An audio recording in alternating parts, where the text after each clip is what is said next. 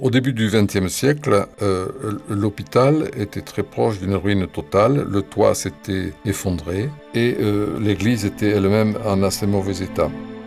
Lorsqu'on a entrepris les travaux de rénovation, on savait bien qu'il y avait eu là un cimetière autrefois, mais il était dans un état d'abandon complet. Et lorsqu'on entreprit le nettoyage, eh bien on redécouvrit l'existence de ces pierres discoïdales. On trouva aussi un sarcophage en pierre.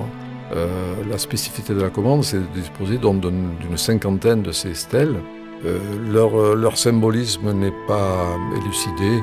Pour certains, le disque représenterait le soleil et le socle la terre. Pour d'autres, ce serait plutôt la tête. Le disque serait la tête et le corps serait le socle. Enfin, en fait, personne ne connaît exactement la signification de ces stèles, sauf que ce sont des monuments funéraires très anciens qui existent pratiquement dans toute l'Europe.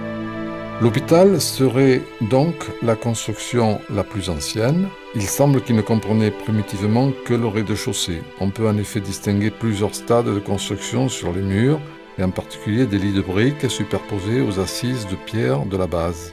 Ce bâtiment fut acheté par un particulier à la Révolution et transformé en grange, chai et étable.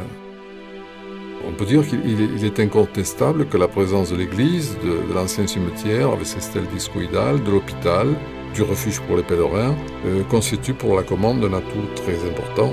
Grâce aux nombreuses rénovations effectuées au cours des 10 siècles passés, cet ensemble est un des rares témoins d'un établissement du réseau de Sainte-Christine du Somport du côté français.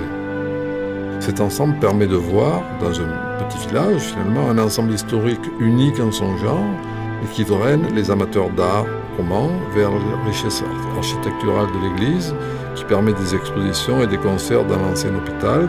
Quant à la maison réservée aux pèlerins, elle est sans conteste un argument de poids pour tous ceux qui, croyants ou incroyants, décident de marcher sur le chemin passant par l'Escar, Oloron et le Somport.